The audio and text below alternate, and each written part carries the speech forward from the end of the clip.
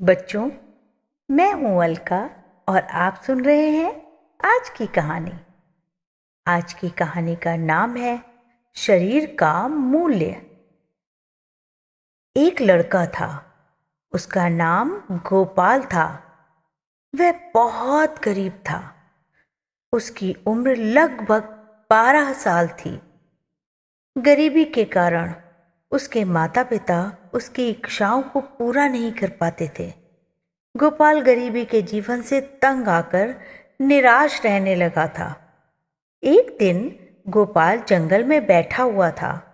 वह सोच रहा था कि अगर मुझे कहीं से धन मिल जाता तो मैं अपनी सभी इच्छाएं पूरी कर लेता, किंतु धन मुझे मिलेगा कहाँ से? यही सोचते हुए वह उदास बैठा था। उसे अपने आसपास का बिल्कुल होश ही नहीं था। अचानक वन देवता आए और बोले, गोपाल, तू उदास क्यों बैठा है? जंगल में अपना नाम सुनकर गोपाल चौंक गया। उसने हैरानी से नजर उठाकर देखा। उसके सामने देवताओं जैसा दिखने वाला एक व्यक्ति खड़ा था। गोपाल ने हैरानी से पूछा, आप कौन हैं? देव ने कहा, मैं वन देवता हूं। देव का परिचय जानने के बाद गोपाल ने खुश होते हुए कहा, वन देवता, मैं बहुत गरीब हूं, इसलिए उदास हूं। वन देवता बोले, किसने कहा तुम गरीब हो? तुम्हारे पास तो लाखों रुपए हैं। लाखों रुपए? मैंने तो कभी 1000 रुपए तक नहीं देखे। गोपाल ने उदास होते हुए कहा। वन देवता ने कहा, बेटा, क्या तुम 1 लाख रुपए के बदले मुझे अपनी आंखें दे दोगे? नहीं नहीं, अगर मैं अपनी आंखें आपको दे दूंगा तो मैं देखूंगा कैसे? गोपाल ने कहा। वन देवता बोले, आंखें नहीं दोगे तो 1 लाख रुपए में अपने हाथ और पांव ही दे दो। गोपाल घबराकर बोला, नहीं, मैं अपने हाथ पांव भी नहीं दूंगा।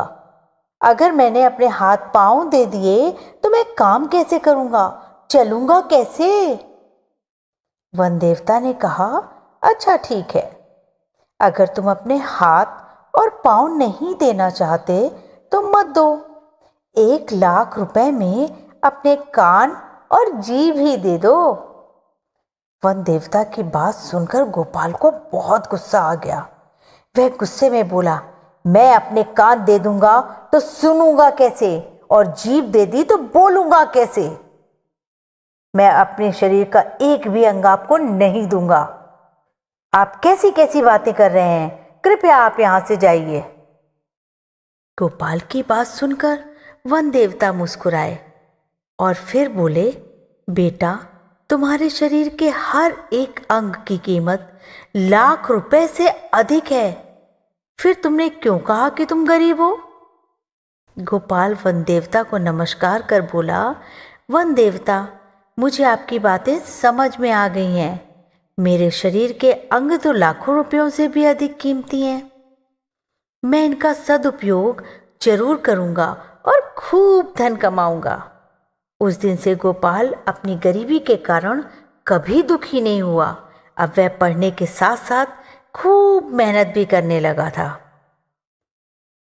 इस कहानी से बच्चों हमें यह शिक्षा मिलती है, मेहनत करके ही हम अपनी गरीबी को दूर कर सकते हैं। शुभ रात्रि।